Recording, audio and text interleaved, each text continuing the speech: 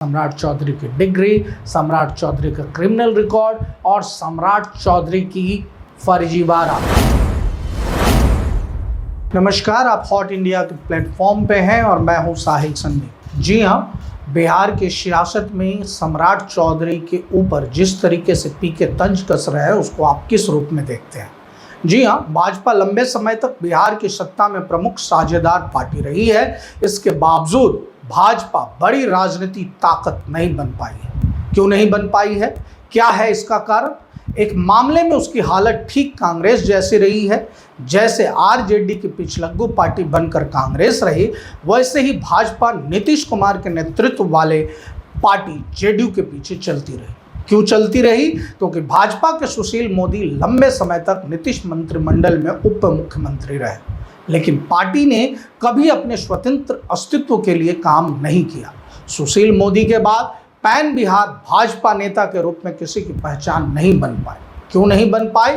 क्योंकि 2014 से लेकर लगातार केंद्र में भाजपा की सरकार रही। भाजपा नेताओं पर आरोप और प्रत्यारोप जो है कि लगा रहे हैं पीके मतलब प्रशांत किशोर जी। भाजपा ने लोकसभा और विधानसभा की सर्वाधिक सीटें जीतने का रिकॉर्ड भी अपने नाम किया।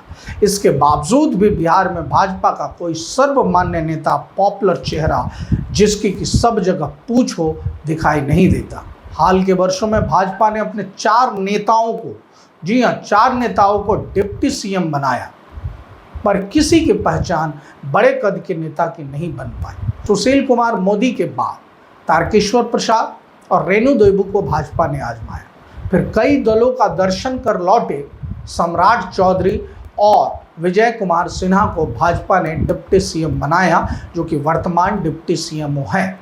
सुशील मोदी तो नहीं रहे, लेकिन बाद में भाजपा के जितने डिप्टी सीएम बिहार में बने, उन्होंने जनता के दिलों में कोई छाप नहीं छोड़ी। उल्टे इसके शीर्षस्थ नेता भ्रष्टाचार के गंभीर आरोपों से घिर गए।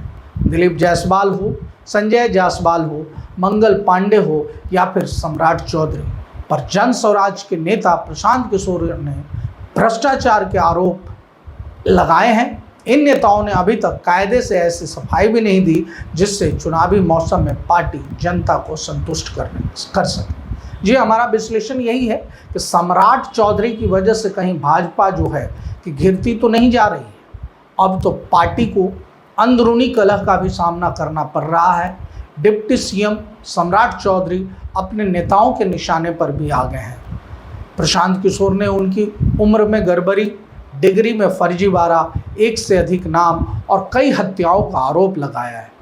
ये इतने संगीन आरोप प्रशांत किशोर ने भाजपा के ऊपर लगाए हैं कि भाजपा के लोग भी इसे सियासी खुन्नस मानने को तैयार नहीं। उन्हें भी सम्राट चौधरी में गड़बड़ियां नजर आती हैं। पूर्व केंद्रीय मंत्री आरके सिंह ने पहले सम्राट चौधरी पर हमला बोला, अब तो अश्विनी चौबे ने भी मोर्चा खोल दिया है। लोकसभा चुनाव में हार के बाद से ही आरके सिंह पार्टी के प्रति अपनी नाराजगी जाहिर करते रहे हैं। वह अपनी हार के पीछे सम्राट चौधरी की भूमिका मानते हैं।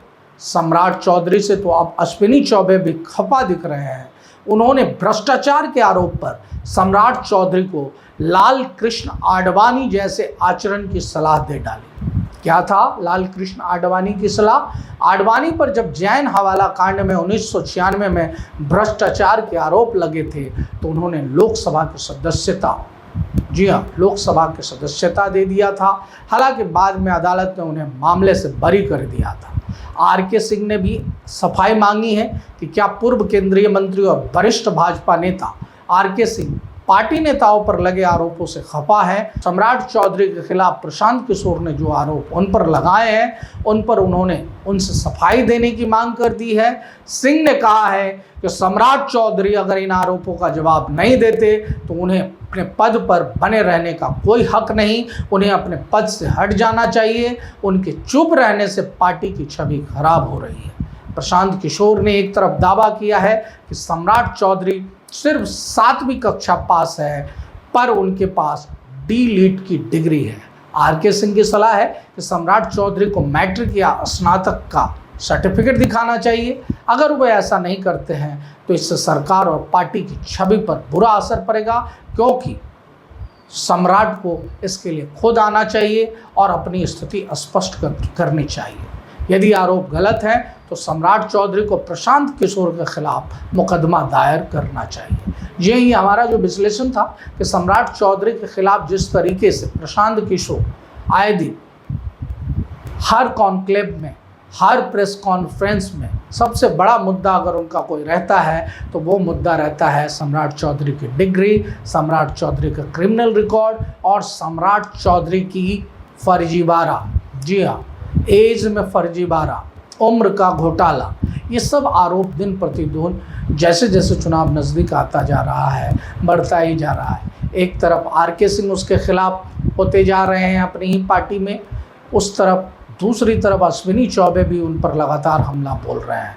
जी हाँ, अश्विनी चौबे भी आग बबूला हो चुके हैं। उन्होंने क्या कहा है? उन्होंने कहा है कि प्रशांत किशोर ने जो सम्राट चौधरी पर आरोप लगाए हैं, आरोपों पर तल्ख टिप्पणी भी की है। उन्होंने कहा है कि कुछ लोग पार्टी में पिछले दरवाजे से आते हैं, इनमें से कुछ लोग तो सुधर जाते हैं, लेकिन जो नहीं सुधरते उन्हें जनता सुधार देती है। ज्ञात हो कि सम्राट चौधरी कई दलों से होकर भाजपा में पहुंचे हैं। भाजपा ने उन पर आंख मूंद कर भरोसा किया और उन्हें पहले प्रदेश अध्यक्ष, बाद में डिप्टी सीएम बना दिया। चौबे ने प्रशांत किशोर को भी सलाह दी है कि अगर उनके पास सम्राट चौधरी के खिलाफ सबूत है तो उन्हें प्रेस कॉन्फ्रेंस करने के बजाय कोर्ट में जाना चाहिए। अखबारों में सुर्खियां बटोर कर कोई बड़ा नेता नहीं बन सकता। चौबे ने यह भी चेतावनी देते हुए कहा है कि आला कमान हर चीज़ पर नज़र रखता है। सम्राट को नसीहत देते हुए उन्होंने कहा कि लाल कृष्ण आडवाणी का उदाहरण दिया उन्होंने, और उन्होंने ये भी कहा कि बड़े से बड़ा नेता हो या छोटा से छोटा नेता हो, अगर उसके ऊपर आरोप लगते हैं तो उनको अपना स्पष्टीकरण देना चाहिए, और अगर जब तक उन पे कोई आरोप लगा रहा है उसके खिलाफ जो है कि वो उनके खिलाफ प्रेस कॉन्फ्रेंस करे और उनके आरोपों का जवाब दे। जी हाँ, तो आज जो ये खबर आप देख रहे थे कि कहीं सम्राट चौधरी की वजह से बीजेपी को आने वाले चुनाव में नुकसान तो नहीं होगा। पीके जिस तरीके से उन पे हमलावर हैं, ये हमला जो है आए दिन जारी है और जैसे जैसे चुनाव नज़दीक आएगा ये हमला और बढ़ता ही जाएगा।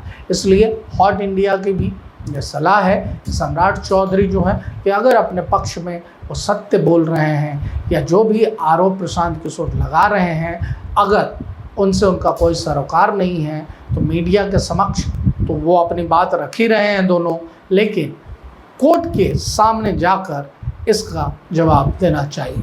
बहुत बहुत धन्यवाद। आप हॉट इंडिया के न्यूज़ के प्लेटफॉर्म पे हैं और आप अगर इसे यूट्यूब पर देख रहे हैं तो सब्सक्राइब करें। अगर आप फेसबुक पर देख रहे हैं, इंस्टा पे देख रहे हैं, एक्स पे देख रहे हैं तो फॉलो करें, शेयर करें।